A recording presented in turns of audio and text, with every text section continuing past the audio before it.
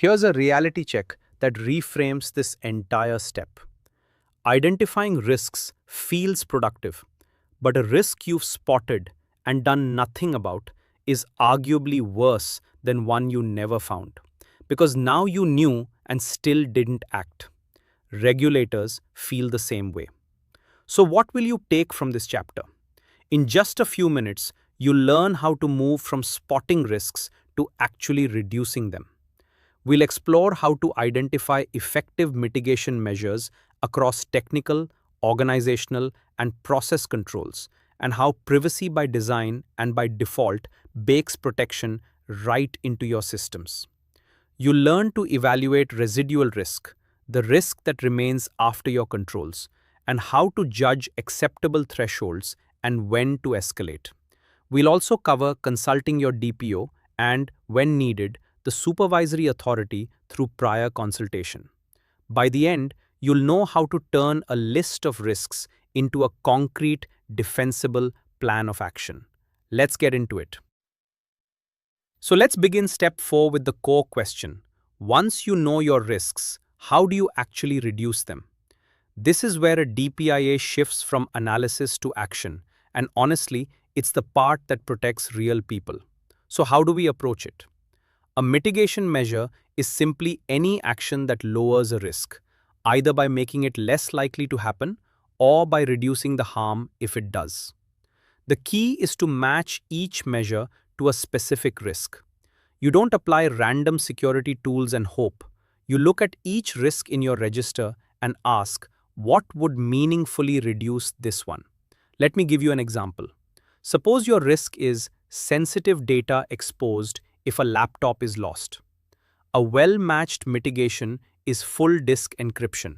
Now even a stolen laptop reveals nothing. See how targeted that is? The measure directly addresses the risk. Here's the discipline I want you to build. Go through your risk register line by line and pair each significant risk with one or more concrete measures. Don't leave a serious risk with no response. And ask yourself for each, does this measure actually reduce the likelihood, the impact, or both?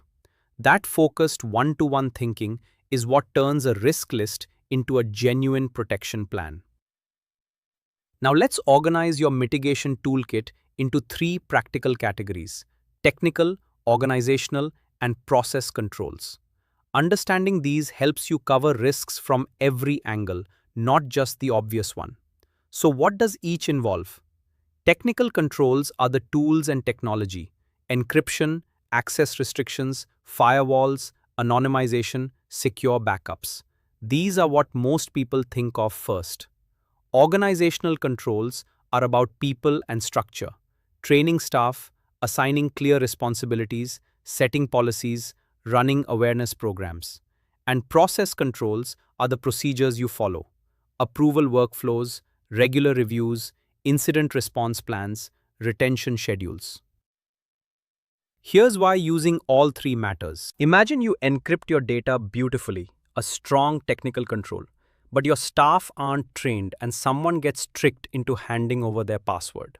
The best technology in the world won't save you from a human error you never addressed. Real protection needs all 3 layers working together. Let me put it simply. Technology locks the door. People learn not to open it for strangers. And process ensures someone checks the locks regularly. So when you design mitigations, deliberately ask, do I have a technical, an organizational, and a process control here? Covering all 3 is what makes your defense genuinely robust. Let's explore one of the most powerful ideas in all of privacy: privacy by design and by default. It's not just a nice phrase, it's a mindset that prevents risks before they even appear. So what does it really mean in practice? Privacy by design means building privacy into a system from the very start, not bolting it on afterward. You think about data protection while you're designing the product, choosing the architecture, planning the features. Privacy by default means the most protective settings are the starting point, so a user is protected without having to do anything. Let me give you a clear example. Think of a social app. Privacy by default means a new user's profile starts as private, and they choose to open it up, rather than starting fully public and having to lock it down. See the difference? The safe option is the default, not an afterthought. Here's why this matters so much for you. When privacy is designed in early, mitigation becomes almost effortless because the risks were reduced before they formed. It's like designing a car with brakes and airbags from the start rather than trying to add safety after it's built. So always ask, how can we build protection in from day one? That's privacy by design at work. Let's get practical about two closely linked habits that dramatically cut risk: minimizing data exposure and setting safe defaults. These are small choices with a big protective payoff. So how do you apply them day to day? Minimizing data exposure means limiting who can see and access data to only those who genuinely need it. This is often called the principle of least privilege. Not everyone in the company needs access to everything, and every unnecessary access point is a potential leak. So you tighten access, segment data, and mask or anonymize wherever you can. Safe defaults work hand in hand with this. It means configuring systems so the protective option is switched on automatically. Think of a form that collects only essential fields by default, or a system that shares nothing externally unless explicitly allowed. Here's a real example. On one project, we found that every employee could access the full customer database simply because that was the default setup. Nobody intended it, it just happened. We restricted access to only those who needed it, and a major risk vanished overnight. So ask yourself, who can access this data, and does the default setting protect or expose people? Tighten those, and you close some of the most common gaps. Now let's talk about a concept that's absolutely central to a credible DPIA: residual risk. Because here's the honest truth. No matter how many controls you add, some risk usually remains. And how you handle that leftover risk is what regulators really scrutinize. So what exactly is it? Residual risk is simply the risk that's left over after you've applied your mitigation measures. You start with an inherent risk, say high. You add controls, encryption, training, access limits, and then you reassess. Is it now medium? Low? That remaining level is your residual risk. Let me make it concrete. Suppose a risk starts as high. You apply strong controls and bring it down to low. That low is your residual risk, and it might be perfectly acceptable. But if, even after all your controls, a risk stays high, that's a serious signal that you can't just proceed quietly. Here's the mindset I want you to adopt. Don't pretend risks vanish completely. They rarely do. Instead, honestly measure what remains after your controls.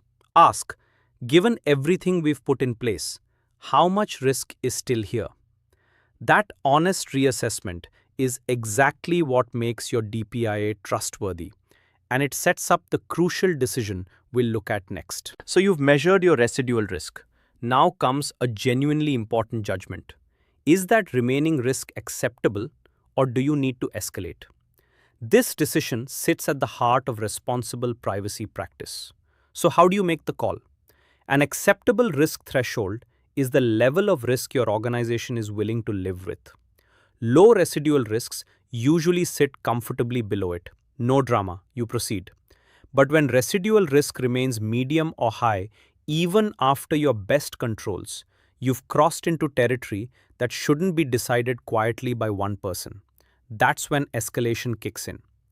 Escalation means raising the decision to the right people, senior management, the DPO, or a governance committee, so it's made consciously and accountably. Let me give you an example. A project team was tempted to accept a high residual risk just to hit a deadline. Escalating it to leadership forced a proper conversation, and they wisely chose to add more safeguards first. Here's my guidance. Never let a significant residual risk be waved through informally. Ask, is this risk truly within our accepted threshold? And if not, who needs to decide?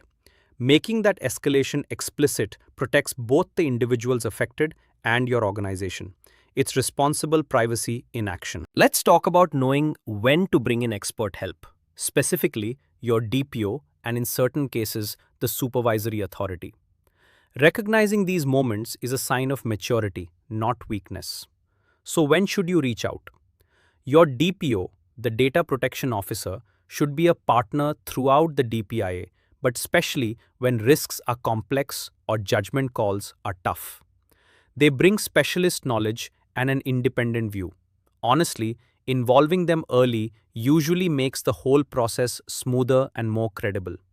Think of them as your privacy co pilot. Then there's the supervisory authority, the regulator. There's a specific situation where you must consult them.